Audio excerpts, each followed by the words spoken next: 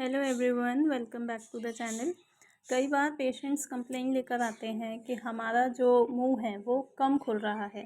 पहले ठीक खुलता था, अब धीरे धीरे जो माउथ ओपनिंग है वो कम होती जा रही है। तो इसकी क्या वजह होती है, क्या इसका रीज़न है और इसको आप कैसे शुरुआत में ही ठीक कर सकते हैं, आज का वीडियो उसी से रिलेटेड है। वीडियो को एंड तक ज़रूर देखें जिससे आपको इसके होने का कारण पता चले। साथ ही कुछ एक्सरसाइजेज़ हैं जो आप यूज़ करके इसको ठीक कर सकते हैं। और अगर आपने चैनल को अभी तक सब्सक्राइब नहीं किया है तो चैनल को सब्सक्राइब करें जिससे आपको नोटिफिकेशंस टाइम टू टाइम मिलती रहें। तो आज का वीडियो हम शुरू करते हैं। सबसे पहले जानते हैं इसके बारे में OSMF ये होता क्या है और इसके क्या सिम्टम्स आते हैं। OSMF ओरल सबम्यूकस फाइब्रोसिस है। ये एक प्री मेलिग्नेंट कंडीशन होती है जिसमें एबनॉर्मल कोलेजन, जो कोलेजन फाइब्रोस का डिपोजिशन होता है वो एबनॉर्मल होने लगता है। साथ ही पेशेंट आपको कंप्लेन करेगा कि बर्निंग सेंसेशन होती है, मेरे मुंह में मिर्च जैसा लगता है कि मिर्च लग रही है, मुंह सूखने लगता है, सलाइवा का जो प्रोडक्शन है वो कम होता है। साथ ही माउथ ओपनिंग जो है वो धीरे धीरे कम होने लगता है। माउथ ओपनिंग टेस्ट करने के लिए आप बहुत सिंपल सा टेस्ट खुद ही कर सकते हैं। अगर आपकी 4 फिंगर्स, चारों उंगलियां मुंह में अंदर जा रही हैं बिना किसी रुकावट के, तो इसका मतलब नॉर्मल माउथ ओपनिंग है, आपको ये कंडीशन नहीं है। बट अगर 2 या 1 फिंगर ही जा रही है, लिमिटेड माउथ ओपनिंग है, तो इसका मतलब है OSMF की कंडीशन है। इसका जो मेन रीज़न है वो होता है टोबैको च्युइंग, जो तंबाकू खाते हैं, और साथ ही अरीका नट, एक तरह की सुपारी होती है जो गुटखा, खेंदी इन सब में यूज़ होती है।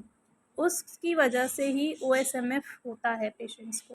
साथ ही अगर आप क्रोनिक स्मोकर हैं, बहुत ज़्यादा स्मोकिंग करते हैं, तो भी ये कंडीशन होने लगती है।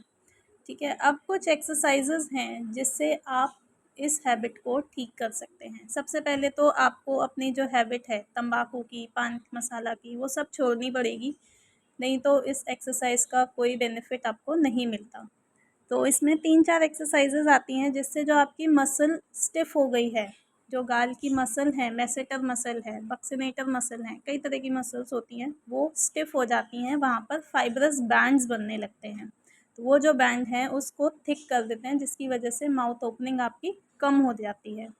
तो सबसे पहले आपको बैलून लेना है और बैलून को फुलाना है। ठीक है, आप एक दिन में कम से कम 5 या 6 बैलून ज़रूर फुलाएं। इससे क्या होगा, जो आपकी मसल्स हैं उनको स्ट्रेंथ मिलेगी। ठीक है, साथ ही जो चीक्स हैं, जो गाल हैं आपके, वो फ्लेक्सिबल होना शुरू होंगे, माउथ ओपनिंग में हेल्प मिलेगी आपको। जो मसल्स माउथ ओपनिंग में हेल्प करती हैं वो फ्लेक्सिबल होना शुरू होंगी। दूसरी एक्सरसाइज होती है स्ट्रेचिंग। आपको क्या करना है कि आपको अपना मुंह प्रेशर से, जितना भी खुलता है, प्रेशर से खोल कर रखना है, कम से कम 2 से 3 मिनट के लिए।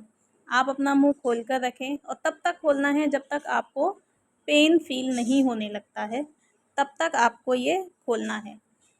10 सेकंड कोशिश करें, 10 सेकंड तो आप खोलें ही। उससे ज़्यादा अगर आप खोल के रख सकते हैं तो उसको ज़रूर खोलें। ये आपको दिन में 5 से 6 बार ज़रूर करना है। इससे क्या होगा, ये स्ट्रेचिंग एक्सरसाइज है, इससे जो हमारी मसल्स हैं वो स्ट्रेच होना शुरू हो जाएंगी। साथ ही कंप्रेशन होगा और कॉन्ट्रैक्शन भी इंक्रीज़ होगा। जो मैसेटर मसल है, गाल की जो मसल होती है, वो लूज़ होना धीरे धीरे शुरू हो जाएगी। तो ये आपको स्ट्रेचिंग ज़रूर करनी है। नेक्स्ट जो एक्सरसाइज है वो भी स्ट्रेचिंग के लिए ही है। आपको अपने मुंह में पानी लेना है। जब कुल्ला करने के लिए मुंह में पानी लेते हैं, ऐसे ही आपको पानी को होल्ड करके रखना है 30 सेकेंड्स के लिए। उसके बाद आपको स्पिट कर देना है। ये आप 2 से 3 बार एक दिन में ज़रूर करें। सबसे पहले दिन जब आप करेंगे तो 30 सेकेंड्स करना है, उसके बाद धीरे धीरे इसकी ड्यूरेशन आप बढ़ा दें जब तक आपको पेन फील ना होने लगे। 4th एक्सरसाइज है स्टिक एक्सरसाइज। आप आइसक्रीम स्टिक्स जो आती हैं, 5 से 8 आइसक्रीम स्टिक्स आप एक रबर बैंड में बांध लें। ठीक है, और जितना भी मुंह खुलता है, अगर आपके मुंह में 4 स्टिक्स जा रही हैं तो आप 4 स्टिक यूज़ कर सकते हैं। उन स्टिक्स को आपको दांतों के दोनों तरफ रखना है और उसको वहाँ पे होल्ड करके रखना है जब तक आपको पेन फील नहीं होने लगे। नेक्स्ट है माउथ ओपनर। ये एक डिवाइस है, इजीली अवेलेबल होती है। इसमें जो स्क्रू लगा हुआ है उससे इसके जो गैप्स हैं, ठीक है, उसको हम खोलते हैं माउथ ओपनिंग की अकॉर्डिंग। अगर मुंह जितना खुलता है उसको उतने पे सेट करके आपको इसको होल्ड करके रखना है और धीरे धीरे इसको मुंह के अंदर ही और खोलना है, जिससे कि आपके जो मसल्स हैं वहाँ पर प्रेशर और ज़्यादा बढ़ने लगे। बट थोड़ा सा आप इसको कॉशियसली यूज़ करें, खुद से यूज़ ना करें तो ज़्यादा बेटर है, बिकॉज़ इसमें दांत ब्रेक होने के भी चांसेस रहते हैं। और अगर सीवियर कंडीशन है तो मैं ये कहूँगी आपको कि आप अपने डेंटिस्ट से, नियर बाय जो डेंटिस्ट है उससे कंसल्ट ज़रूर करें। बेटर होगा कि ये अगर आप डिवाइस यूज़ कर रहे हैं तो वो डेंटिस्ट की हेल्प से ही यूज़ करें। ये जो एक्सरसाइजेज़ हैं इनके साथ साथ कुछ मेडिसिन्स आपकी चलती हैं जो 1 मंथ तक आपको लेनी होती हैं। वीक में एक बार इंजेक्शन भी लगाया जाता है, और अगर बहुत ज़्यादा एडवांस स्टेज है तो सर्जिकली लेज़र से सर्जिकली रिमूव किए जाते हैं फाइब्रस बैंड्स। तो यही सारी एक्सरसाइजेज़ हैं, आप इनको ज़रूर फॉलो करें। और अगर ज़रूरत है तो आप एक बार डेंटिस्ट से कंसल्ट ज़रूर करें। Thank you for watching.